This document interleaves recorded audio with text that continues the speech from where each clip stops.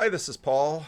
A lot happened while I was in Italy, and one of the things that happened was that Donald Trump named J.D. Vance his running mate. And YouTube, of course, is feeding me things all over the place about this. And I don't care so much about the current political spatter for him, against him, yada yada. I don't care about that. What interested me right away was Aaron Wren almost immediately posted a piece about the fact that J.D. Vance is not evangelical, but Catholic. And that fits a strong narrative about young, conservative, Catholic intellectuals.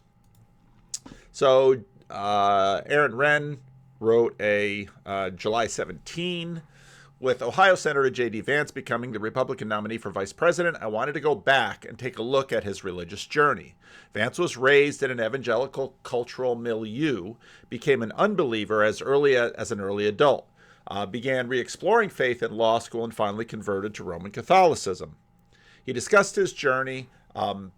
He discussed this journey, which was well in progress, in a 2016 interview in the Washington Post that hits a number of key themes I want to highlight. Now, this is going to be full of a lot of common Aaron Wren themes. Cultural evangelicalism. In this interview, in this book, Vance does an excellent job describing a core part of the Trump evangelical voting bloc, namely people who strongly identify as Christians culturally, but don't attend church and don't live according to Christian teaching. This is very much the milieu of Trump world, and I have often cited Vance in explaining this to other people. Vance did, as the excerpt makes clear, attend church for a period of time when he was reconnecting with his father. It was a Pentecostal church that played a key role in turning his father's life around. But Vance, although he liked the church at the time, does not appear to have been shaped by it, and in many ways his experience there seems to have been a key reason why he rejected evangelicalism and Christianity. At Yale Law School, Vance got interested in Christianity again because he saw people who were religious, but in a mode that was compatible with elite success in America. Back home, kids who grew up to be relatively successful tended to abandon their faith. All of my close friends growing up were really religious, but with the exception of one of us, we considered ourselves non-religious by age 25. At Yale, I was exposed to faith groups in which it didn't seem to be happening. Mormons and Catholics at Yale Law School, who were really smart and successful, were engaged in their faith. And there are moments when I was like, wow, maybe it's possible to have Christian faith in an upwardly mobile world. You can be a member of your faith and still be a reasonably successful person. That's not the world I grew up in, but maybe that's true, emphasis added. The great irony here is that Yale was historically a self-consciously Protestant university. Something that would have been true up through the 1950s. But today, it's the Catholics and the Mormons who make the big impression here. And again, back to what, to me, why I was so frustrated. This book, Jesus and John Wayne, is that, in my opinion, Aaron Wren is one of the few people that is talking about what I think is the really important story in American cultural religious history, which is not what Kristen Kobes-Dumay pointed out. To me, most of what was in her book seemed fairly obvious to me. What's been really interesting to me is exactly what Aaron Wren talks about, which is the loss of it's the loss of the religious aspect of what had been the ruling class in America, the WASPy ruling class that basically reached their peak in the late 1940s, early 1950s, and then since then has been basically in free fall, or maybe not in free fall, but sort of sublimated the Christian aspects of it into another thing. So, and this is an old story that many of you can identify with, is that there have been forays of Protestants trying to sort of not simply become mainline, and all that means sort of politically and socially, but to try to maintain, as Tim Keller used to say, a crunchy Christianity with things like the virgin birth and the resurrection, while still being, let's say, vital in the mainstream. Now, what was interesting about Vance, of course, was that, of course, he first comes on the American stage as an author telling his story with his memoir. And then everybody sort of knew from the book he was going to get into politics. And the question was, would he go to the Democratic Party or the Republican Party? Now, one of the big things that is happening in terms of American politics is that the parties have been changing. And this started already in some ways in the 80s with the social conservatism of the Republican Party. But I remember when Trump became a Republican, I thought, what kind of a Republican will Donald Trump be? And what we've been seeing is that in many ways what the roots, the old coalitions of the old parties when I was growing up, it said the Democrats were urban and labor, and the Republicans tended to be social elites and conservatives. And now, of course, there's been a lot made of the Republican Party abandoning their Christian social conservatism. And of course, the Democrats aren't picking that up either.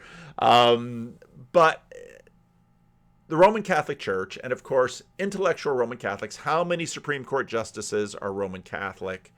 The Roman Catholic Church has tended to be kind of the space where, okay, you can be sort of a credible Christian and a public intellectual and a public conservative within the Roman Catholic Church. Now, up until my trip to Italy, I just sort of took this as, this is just very interesting. And seeing some of the impressive Roman Catholic people, even those who are sort of corner adjacent here, like Bishop Barron and D.C. Schindler, and many of the very smart, wonderful Roman Catholic members of the corner, like Cale Zeldin and Father Eric. The Roman Catholic Church has presented itself in America in a very impressive way. And I can very much understand someone like J.D. Vance, saying, okay, well, here's a religion. And of course, Keller tried to do this. I'll read a little bit more of Wren's piece here. I like to distinguish between middle class and striver class. When I read that in this piece, I thought, yeah, Aaron really has his finger on something here. The difference between middle class and striver class. Evangelicalism appeals to the middle class, but much less so to the striver class. And the elites of our society are either people from upper classes or strivers like Vance. And I think Wren really nails that right there. That is so true. And I see that all the time. And I think J.D. Vance's observation that, well, when he was, let's say, lower class or lower middle class, and he very much wanted to join the elites, well, okay, Mormonism or Roman Catholicism? Now, also, while I was on vacation, I watched a super interesting video from Simone and Malcolm about conservatism and the internet. I'll just play a little bit of it, but I'll probably want to rewatch this because when I remember watching this, I got a chance to watch it while I was in Italy, and I thought, I'm going to want to talk about this because there's a lot of really important stuff in here. Bizarre thing happened in internet history, which is the atheist movement online became the birthplace of the culture that is now internet conservatism or internet republicanism or internet Trump base, basically. Interesting. And the question is, how did this happen? Would you like to know more? And let's chart the history of this for people who are too young. Now, if you are young and not familiar, like you have not been, like if you are my age and chronically online, I just said something that is completely uncontroversial to you.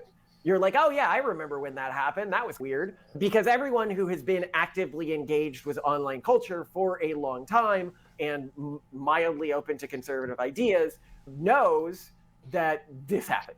But if you aren't, then you might think that's a controversial claim. Or if you just haven't been engaged with online culture. Like if I said this at NatCon, they'd be like, that can't be true.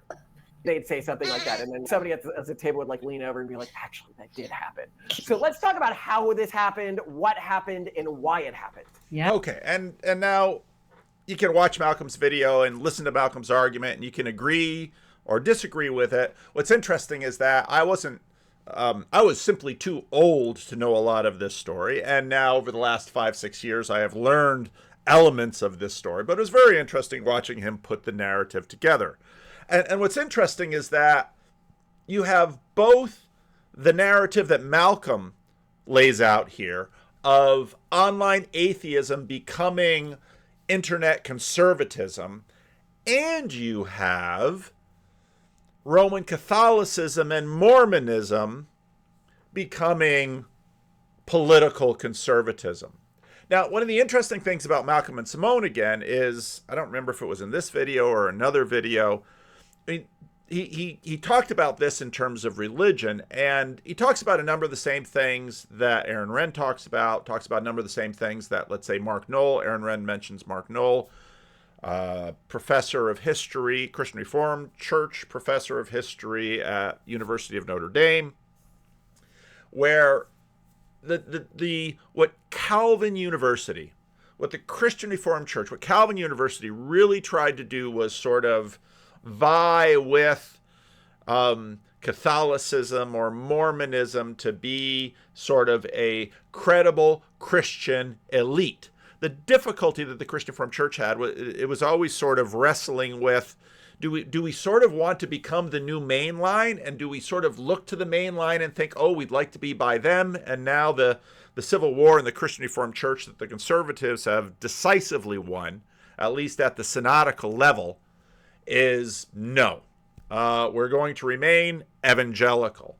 And that then provokes a crisis at a place like Calvin University, where what then is our path for attracting people like the pre-political J.D. Vance? The pre-political J.D. Vance would have been exactly the kind of person that Calvin University would have loved to attract and bring them into the Reformed fold, because the goal is to be, let's say, intellectually credible and religiously small o orthodox, meaning you can confess the Apostles' Creed without blushing or squirming or fudging. And in many ways, that was sort of the vision and the desire of Calvin University, and at least the left-leaning elements of the Christian Reformed Church. But of course, when embracing same-sex marriage sort of became table stakes, that then provoked the conflict in the Christian Reformed Church between the conservative evangelicals and the confessionalists within the Christian Reformed Church and those who sort of wanted to pursue this. And in many ways, we're seeing that, in some ways, we're seeing that conflict playing out in the Republican Party. Anybody who's had an eye on Donald Trump for more than 10 years should have absolutely no question about the fact that Donald Trump has never really been a social conservative. He's the man with 3 marriages. I don't know how many abortions he's paid for. Donald Trump has never, sleeps with porn stars. Donald Trump has never been an acting social conservative.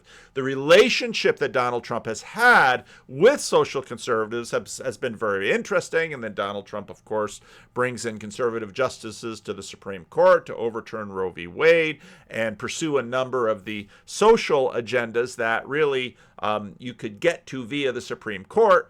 That happened in Trump's first term. If Trump gets a second term, we'll see what happens in that second term.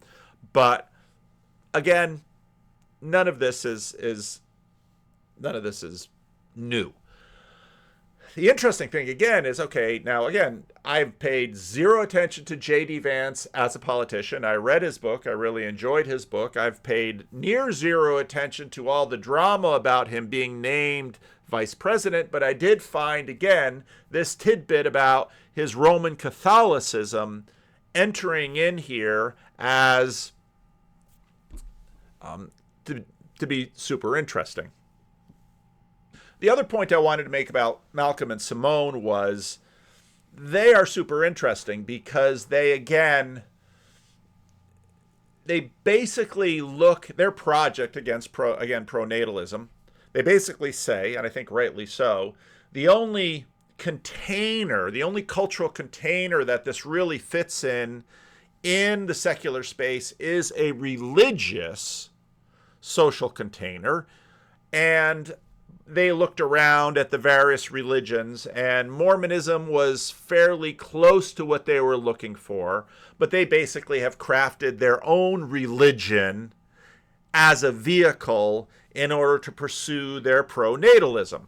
And it's a very interesting religion that they've crafted. But again, if you listen to them, they will basically tell you they like religion, they're friendly to religion, and they would like to be religious, and they are religious. But part of the problem with the legacy religions is that they have a variety of elements to them that by which those religions lose plausibility.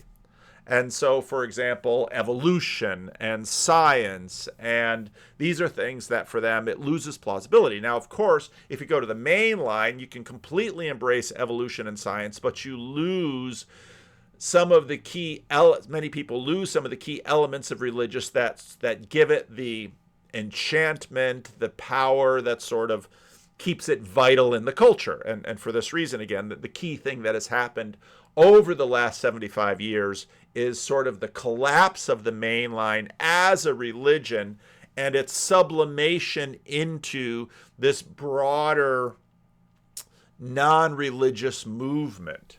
Now, I was talking to Chad yesterday.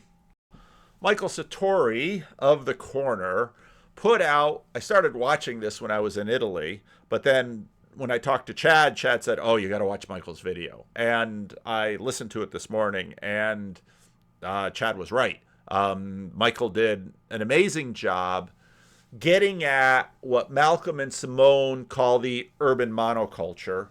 And Michael gets at it basically in terms of Boomorality. And he weaves a bunch of voices from The Corner and voices that will be familiar to The Corner into his argument. Corner who happen to be baby boomers. A very key fact to understand about the world the boomers grew up in was that World War II was incredibly recent. In fact, they were a generation race of evil who had fought in World War II. In a traditionally Christian society, one which looked for good and evil yet wasn't comfortable with morally judging people for their individual actions, they created the Nazis to be the ultimate evil.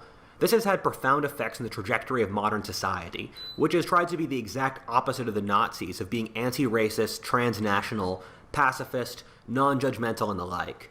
Basically, the whole trajectory of the changes in modern political philosophy have come from trying to be the opposite of the Nazis.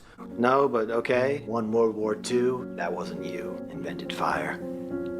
And as people began to realize what had happened, particularly with the Holocaust, there was a kind of recalibration of our sense of what evil is. And so we no longer needed the devil because we had Hitler. Right. We no longer needed hell because we had Auschwitz. When most people in the West want to know what is right, what is good, they look at the Nazis and they do whatever the opposite to what the Nazis did. Right. What we're seeing is the shadow of Christianity. We look at Nazism and the shadow that Nazism casts tells us what Christian values and ethics are. Enshrined at the heart of every Western society in the wake of the war is the utter conviction that racism is the ultimate evil and that the weak should be cared for, so there should be welfare states. And these have become the absolute foundations of the way that governments function. After World War II, we have had our mythological battle with evil. And instead of thinking, what would Jesus do? Now we start to think, what would Hitler do, and do the opposite. And so being anti-fascist has kind of replaced being Christian, because fascism was kind of the reverse of the two most prominent values that Christianity has taught the world, compassion and equality. And so therefore, if Hitler is the photo-negative of Christianity and fascism is this expression of being anti-Christ, well, what we have done is not so much return to Christ himself as the original vision of that, but we have returned to an anti-fascism that just says, okay, equality and compassion, divorced from the Christian story and at times divorced from one another, become our superordinate values. And now the best things in the world are to have a welfare state and to look after everybody, the opposite of the Nazis. And the worst things to be are cruel bigots.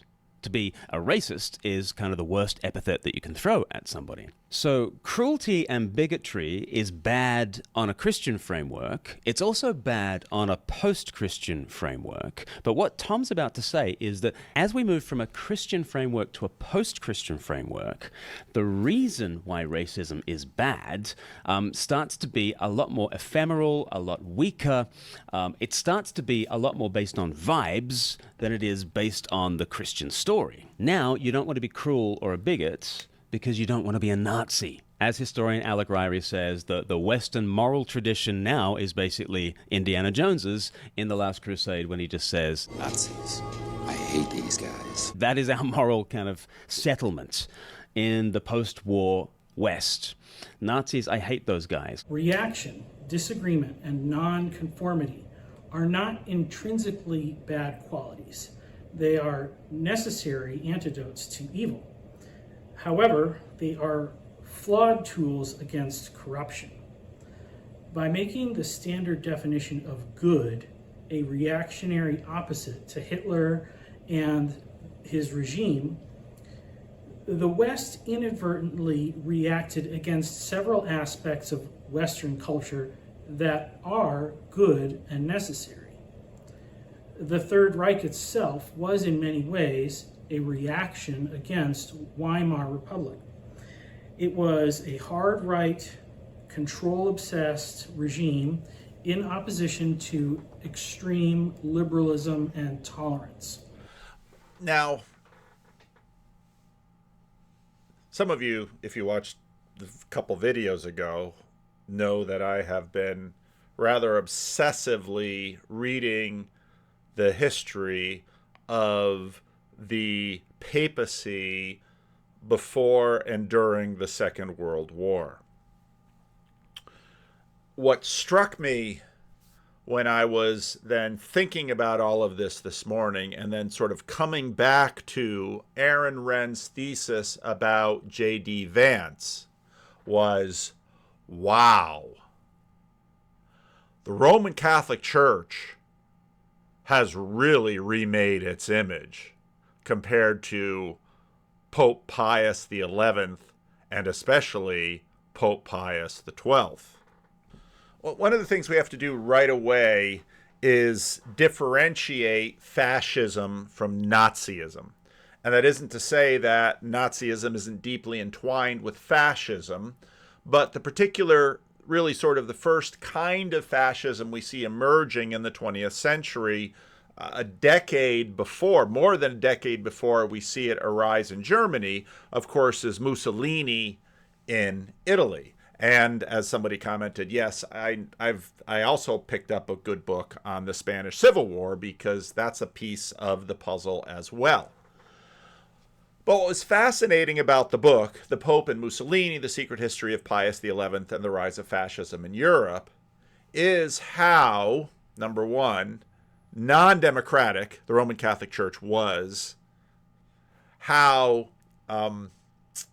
basically the Roman Catholic Church looked at democracy, and there was this pervasive conspiracy thinking about the Protestants, the Jews, and the Masons.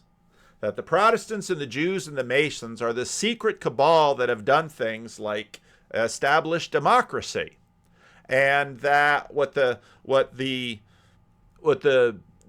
papacy was really looking for was a way to sort of win back a world that it had lost. And it had been losing the world at a very steady rate for a long time. Now, you can read Dominion or The Forge of Christianity. You can read Tom Holland's earlier books and get the sense of the continual struggle that is inherent in how Christianity conquered the Roman Empire between, let's say, the empire and the Pope. And so this struggle, which of course gets into Italy then between the Guelphs and the Ghibellines, but this struggle basically keeps Western Europe, and not only Western Europe but Eastern Europe. It's this. You can one way to try to understand the whole church-state question is through the struggle between these two poles. And what had been happening in Italy, of course, throughout the Middle Ages, the papacy not only had a degree of authority and control that rose and fell in the various areas of, especially of Latin Christendom, again, not so much Eastern Christendom, because the story there is different, because with the break between Latin Christendom and Eastern Christendom, the Pope loses power in Eastern Christendom to a great degree, but tries to hold on to it in Western Christendom, and that shrinks and shrinks and shrinks. And then, of course, in the Enlightenment, in the rise of Protestantism, in the rise of nationalism, it keeps shrinking to the point that in the 19th century, Italy knows it has a problem because it's continually being subject to invasions from the far larger nationalist empires, France, Austria, Spain. Italy just is constantly dealing with all of Byzantium to a degree that had its relationship with Venice. Italy was just always sort of the dock of Europe, and anybody who wanted a piece of the real estate of the dock of Europe would have it. And so it's this perpetual thing. So then you have Italian unification, but Italian unification comes at the expense of the Papal States. And Italian unification succeeds when Rome itself is conquered in 1870, and the Pope becomes a virtual prisoner. Subsequent popes as well become virtual prisoners of the Vatican until in, hope I get the date right, 1929, the Pope finally signs an agreement with the Lateran agreement with Mussolini, whereby they sort of come to terms, and that's sort of the armistice between the Pope and Mussolini and the King of Italy, who is another important player in this, although always a weak player. But basically the story of the book, The Pope and Mussolini, The Secret History of Pius XI and the Rise of Fascism in Europe, was that the papacy saw in fascism the hope of maybe regaining the kind of control that they had lost. Social control over educational institution of children, control over political institutions, control over, it comes up again and again, how women are dressing. Now part of this is because, this book won the Pulitzer Prize. So this book is very much in keeping with Boomorality. Malcolm and Simone might call it the urban monoculture, but I'm not so sure about the urban monoculture. Boomorality, I think I'll use a little bit easier, because obviously the fascination of these books is the rise in anti-Semitism, which will, of course, lead to the Holocaust. And what's so interesting and subtle about these books was, of course, there was an older version of anti-Semitism that the papacy had practiced in its papal states. And some of the elements of the new anti-Semitism that would arise were heirs of that. And the fascists, both Mussolini and the Germans and the Nazis, could keep pushing back on the popes and say, we're doing to the Jews what you guys did to the Jews. But the key sticking point in the relationship was always the question of what happens when a person who is of Jewish ethnicity gets baptized and joins the Roman Catholic Church and then integrates into Latin Christian society. According to the rules of the church, that person is then no longer a Jew but a Christian and should be afforded all the rights and privileges of Christians within the society.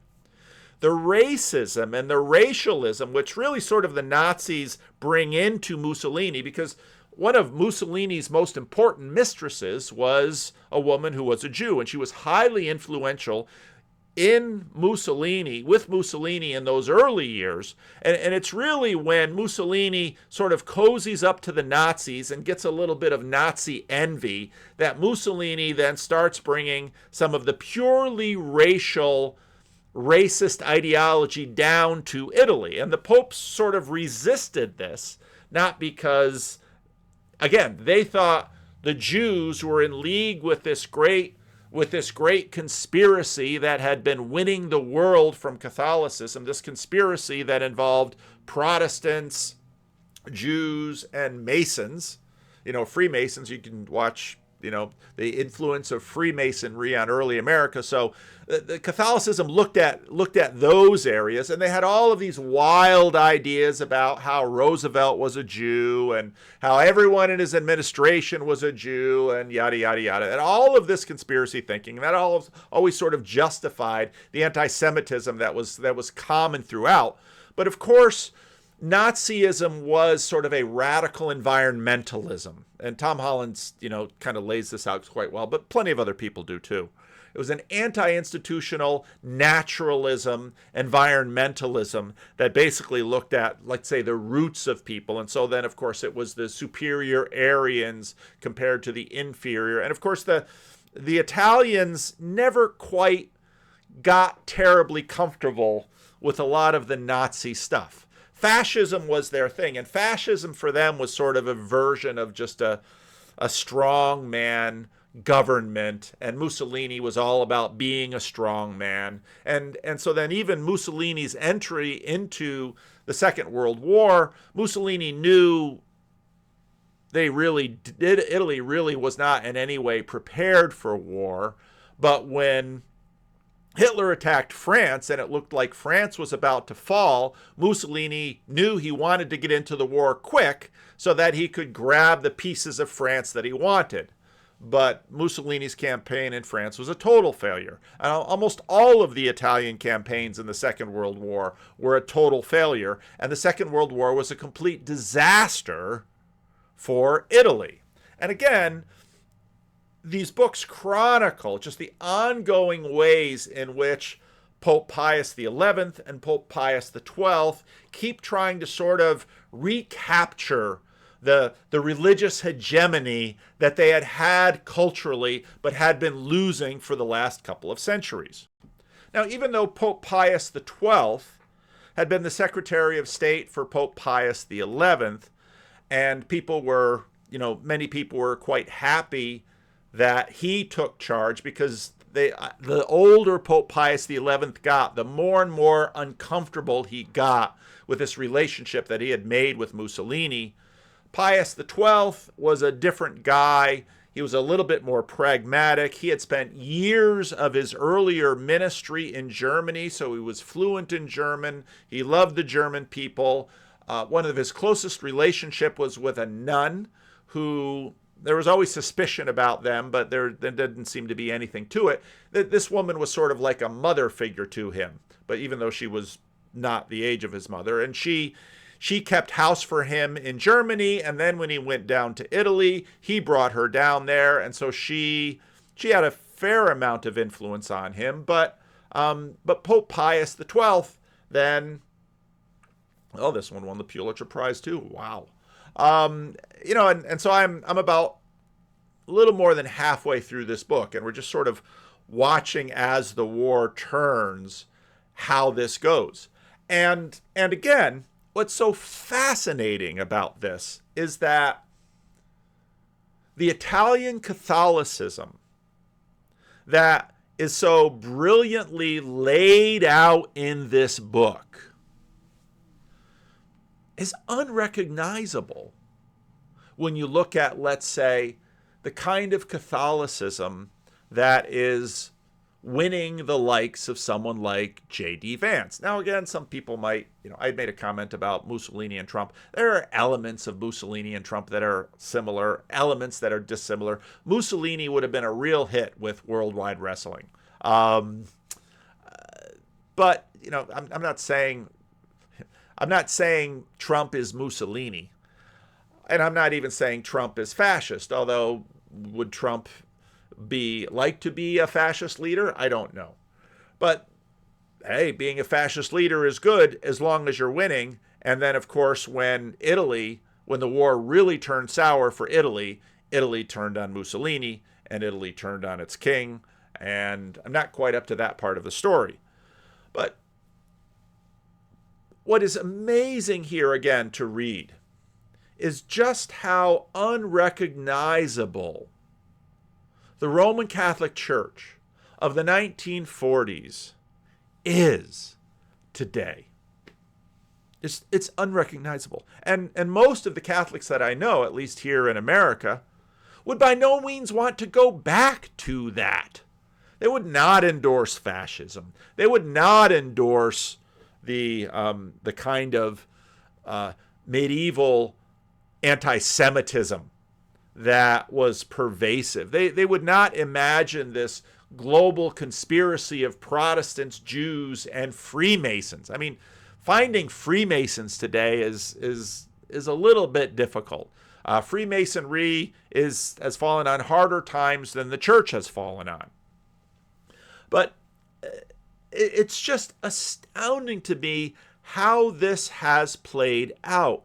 And I think the thesis, or at least a lot of the thesis that Michael is laying out here, a la Tom Holland and Glenn Scrivener, that what happens in the urban monoculture, what happens in the disenchanted mainline sublimation of religion is sort of boomorality in how it develops. And so you can see now, say, J.D. Vance and, let's say, trad Catholics and even some of those who are in Orthodoxy now sort of turning away from boomorality.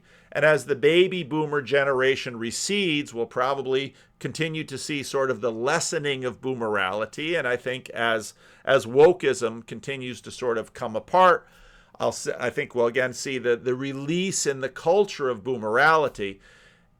I'm just impressed by the power of these spirits that come through the culture and dominate it. When you look at what Catholicism was in the 30s and 40s in Italy, now, part of the difficulty is, well, what was Catholicism in America in the 30s and 40s?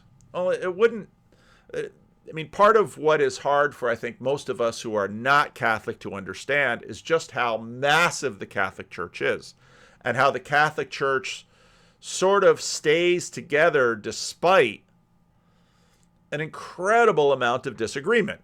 Because let's say someone like Joe Biden, who is a Roman Catholic in good standing, someone like Nancy Pelosi, who is a Roman Catholic in good standing, would be people who are completely beholden to boomorality. That is exactly what they are about. And, you know, now J.D. Vance comes in. Where will he go? I don't know.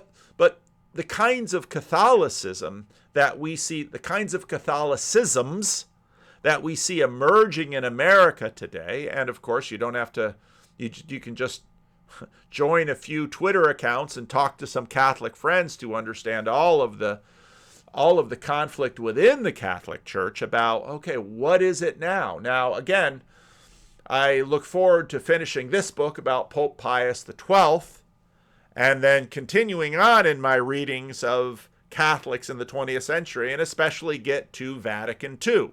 Because, of course, Vatican II is a change.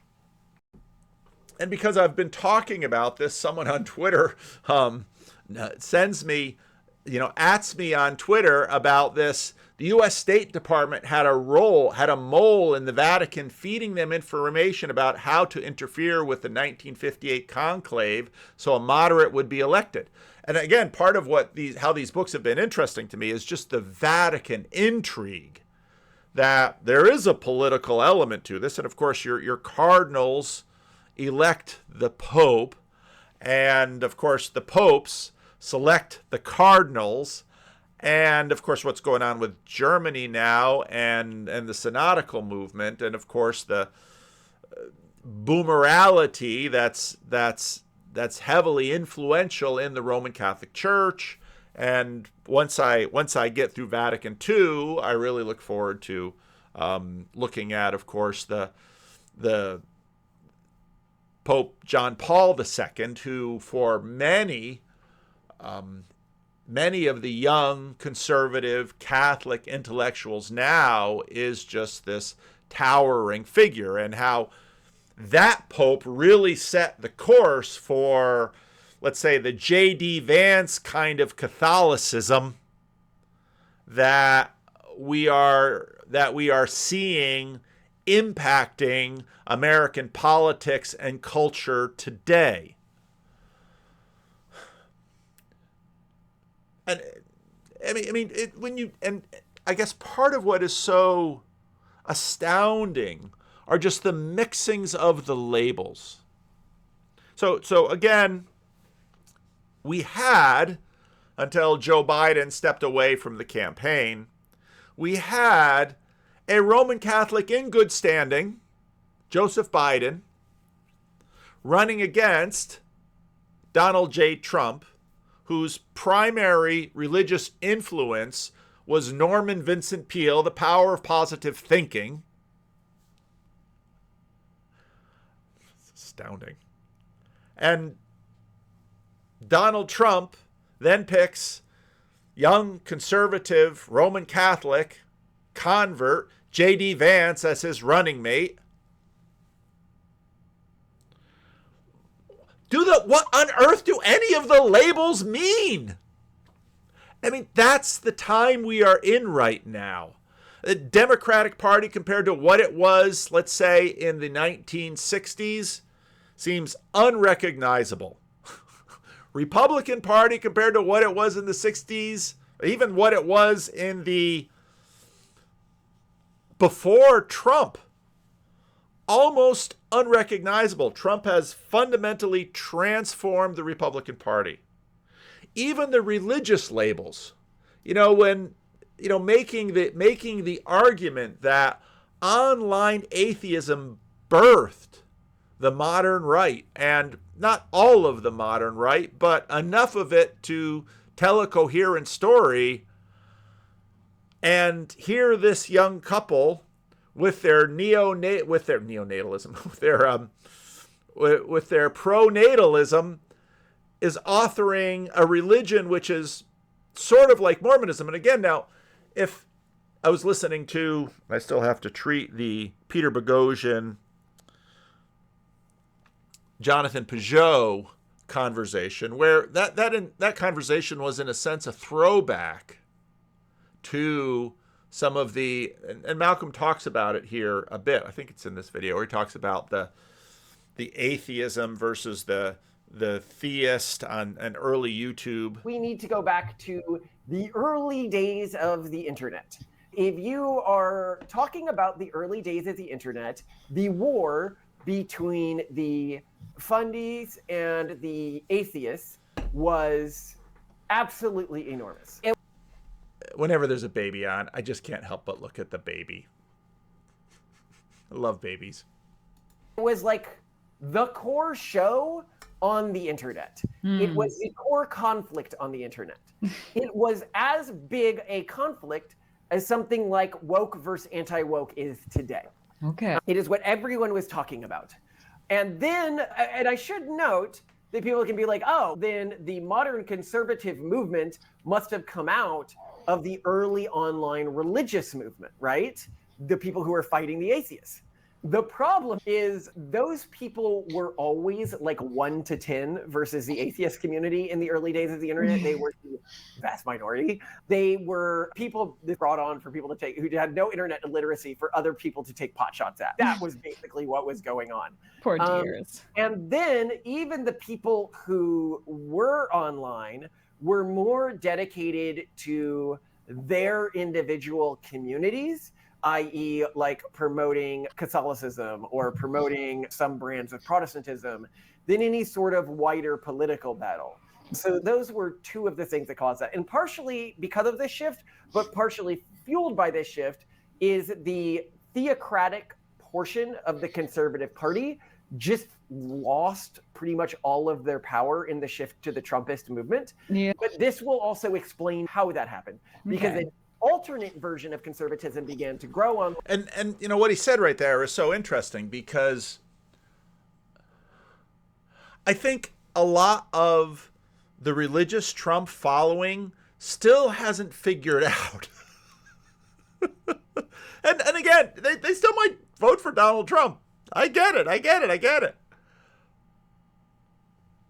But Donald Trump is not a religious conservative. He'll sell you a Bible, but he's not about to live by it. Now, fine. The Pope worked Mussolini. The Pope looked at Mussolini. The Pope knew, Pope Pius XI knew full well Mussolini was no kind of Catholic like he wanted him to be. But Pope Pius XI thought maybe, just maybe, because Mussolini needs me, I can get Mussolini to do a bunch of things I want to. And he was able to, as was Pope Pius XII. But I think Malcolm's observation here that, yeah, the atheist right will take your votes, but there's limits to what they're going to do. Just like for Mussolini, there was limits to what he was going to do for him. Line, which appealed to many more people than the theocratic form, and we can talk about why this happened. Early atheist community online. You had this early atheist community online, and then they were mostly like YouTubers. That was where a lot of this was happening in the early days. And pretty much all of their content was, look at this stupid thing religious people believe. Let's laugh at the religious people for having these stupid views. And don't forget, all the subreddits. There was really too. One of the pinned core subreddits of the top 10 was Our Atheism. Yeah. So do you have any thoughts on this period of history or any memories you have of it before I go further? I do. Now remember, Malcolm and Simone, they cut their internet teeth not on YouTube, but on Reddit. That's where they first achieved internet fame. I remember it. It was, and this was something that I definitely encountered more in my upbringing, right? As a young girl growing up in a very progressive area where basically religious people were seen as quite weird. And it was, and genuinely quite funny. Like, how could this person possibly have these weird traditions and believe these weird things? And yeah, making fun of them seemed. And that's actually the core of what caused the switch. Yeah. And I'll actually mark an interesting anecdote here. So Sarah Hayter was in these early days. She's a guest that we've had on the show. She's great. She is an ex-Muslim who was a big figure in this early atheist community. Now, she probably was the second most famous Muslim in the community. Now, or ex-Muslim, I should say, in the community. Now after Ayaan Hirsi Ali? Yeah. Now she's known as an anti-woke podcaster. And I remember actually, because she hadn't contextualized that this had happened. And we were with a group of more like online savvy like people, and she was thinking about what she was going to do next with her career. And I was with a bunch of think tank people, and I go, you could just go and be like a public face of a conservative think tank. And she was like, oh no, I wouldn't appeal to the conservative base.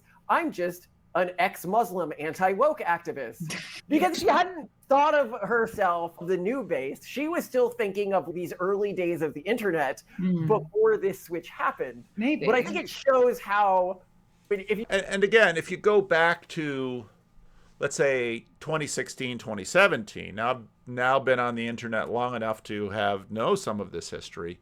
I mean, the word woke hadn't really arisen to what it means and how it works now. That was 2018, 2019, and when sort of the anti-woke thing just really got going. I mean, Jordan Peterson was sort of a proto anti-woke before, a precursor to really the anti-woke wave, which would hit. If you said that today, you'd be like, you would be fantastic for being a public face of many of these organizations. But how did this happen? I think it was two things happened in the early days, and we'll get into specific examples where this happened. But first, I'm just talking about like what happened. How did it happen? Okay. Was that these early atheists, the arguments that you can make against the conservative positions get boring after a while because they are consistent. Yeah, So and they're not going to change their minds. The argument's not going to evolve, and they're also not going to change their policies in ways that give you new things to work with. Yeah, so you're just working with the stupid thing. It's a debate you can run 50 times, 100 times, but you're not going to be able to run it 1,000,000 times, which is what you need, right? Yeah. You need something to attack that is constantly evolving, but patently stupid. You need a group of people who is completely disconnected from reality and is willing to take the bait when you are trolling them. That was the other thing about the Christian communities, is one, they weren't really online that much, and two, when they were online, they eventually would learn to not take the bait if they were like a prominent figure in the community, right? Yeah. And so it just got boring. But then they found another community that was beginning to evolve at that time as well. And this was the beginnings of wokeism. So it wouldn't, at the time, they wouldn't have called it wokeism. They would have called it anti-feminism or anti-sort of Tumblrina culture. And to people who don't remember the Tumblrinas, they were insane. They were like crazier than the modern woke movement in many ways. This is where they were the female equivalent of 4chan. Equally crazy, equally unhinged, and equally autistic. They were equally crazy and equally unhinged, but unlike 4chan, where everything was about attack and the joke and like being thick-skinned, being females, one person would write like a fan fiction or would say that because they were accepting of everything, or say my gender is turtle or my gender is cloud. Those were two real. All right, so they're going to run this for a while, but then they're going to get to the point where basically part of what helps the religious, and I think what we're seeing in terms of this, what Justin Brierley is pointing to, surprising return to the belief in God, what we're seeing in terms of the Jordan Petersons and the Russell Brands and people who have now a new openness to religion, and Ayaan Hirsi Ali actually goes to say this, that they would go to places and religious people would send them kind notes and say, "I'm praying for you." And I don't believe you're talking to anybody up there, but it's kind of a nice thing. And other people would send them hate notes, but Christians would, some Christians I'm sure would send them hate notes. Christians would be kind and civil and personal. And this then, I think, has been part of the continuing story where when J.D. Vance goes to Yale, I doubt he has any clue about Pope Pius XI or Pope Pius XII or the anti-Semitism about. I don't think he would really care. And you know, as far as Mormonism goes, the difficulty that LDS people face all the time is that their origin story is so utterly documentable and verifiable and debunkable. And so again, for Malcolm and Simone, they'll craft their own religion where they'll have some of the social conservative elements of religion, and avoid some of the pieces that they find implausible, that sort of wreck the plausibility structure. Now, of course, you're going to have communal questions on down the road. How much of a family can you really get going with your own private religion? Because I'll tell you, once your kids get of a certain age, even if you take the homeschooling, we're gonna bunker these kids for as long as they can, you're not gonna bunker them forever. And so that's where your religion will be put to the test. But again, the astounding speed of culture, acceleration of culture, and now as we see Boomorality weakening in the culture, what really is Roman Catholicism? And I don't say that to pick on Catholicism. You can look at the history of a short history of like the Christian Reformed Church, and say that too, because part of what happens for any worldview, including a religion, is that there are a limited number of, let's say, attention slots that you can maintain at any given time. Anti-Semitism has been dropped, at least in many places, I would assume, probably everywhere, I would hope, for Roman Catholicism. Anti-Semitism as a piece of, let's say, of the menu. Let's say there are sufficient foodstuffs in the world to produce an infinite menu, but nobody can manage an infinite menu. That's why you have hierarchies develop. And so what's on top of the hierarchy for the attention of the religious people are certain things. And so for Pope Pius XI and XII, anti-Semitism. We have to be on guard against the Protestants, the Jews, and the Masons. And even when there was a celebratory event that Pope Pius XII had to give a speech for, I mean, he would praise. One of the things that they looked at before they realized and were in utter terror that, in fact, the Allies were going to bomb Italy. And then the Pope sends emissaries to the British to say, could you please not bomb Rome? Why? Well, because... And basically the British said to the Pope, he didn't really care a lot about the Poles or the Austrians or any of the other cities. You just don't want us to bomb your city. Now, we're not going to bomb the Vatican, but, everybody sort of looked at the Pope and said, you have no moral authority.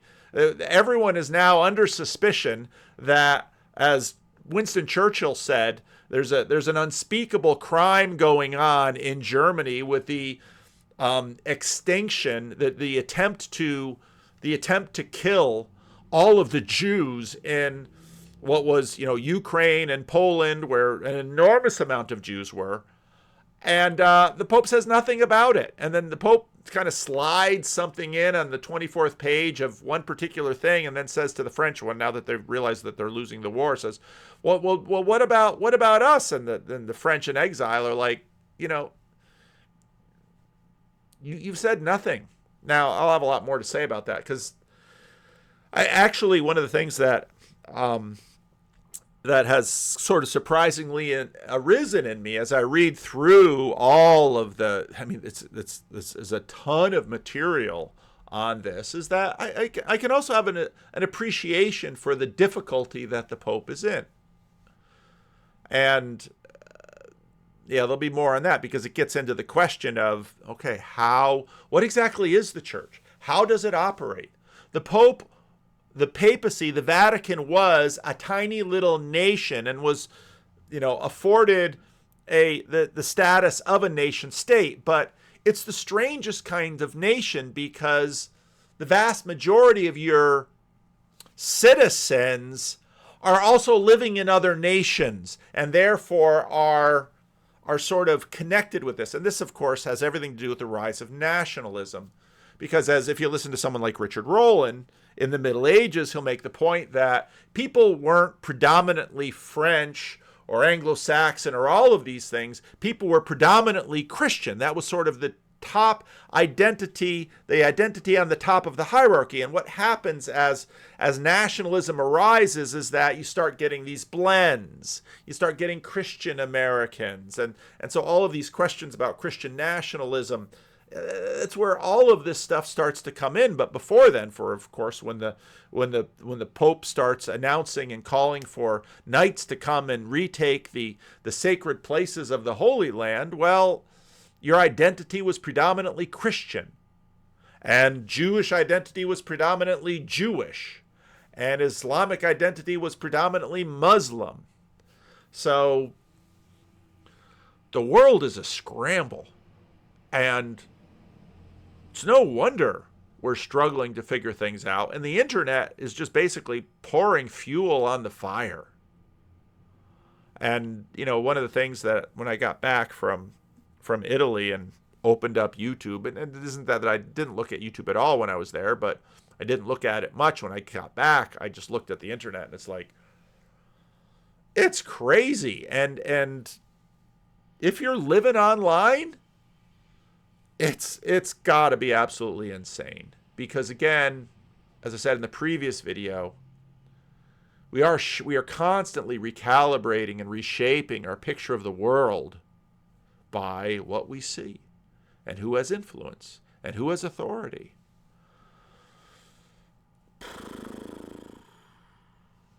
So yeah, J.D. Vance is a Catholic. What on earth does that mean? I don't know. Why don't I know?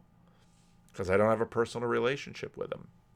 Pastor Mo, Christian Reformed pastor in Chicago, I made a comment about Trump in an early video, and he basically says, well, what do you know about Trump? It's a fair question. What do I know about Trump? Everything I know about Trump has been filtered by 40 years of media that I have seen.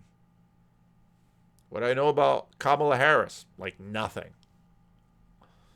What do I know about J.D. Vance? I read his book. I liked his book. What do I know about a politician? I don't know. What do I know about Malcolm and Simone?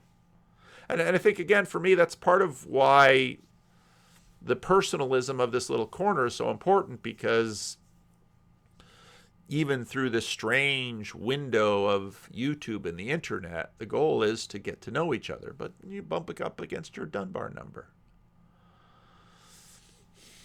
So there it is. Yeah, it's kind of a messy video, but I'll be real interested to hear what y'all have to say about it. So leave a comment.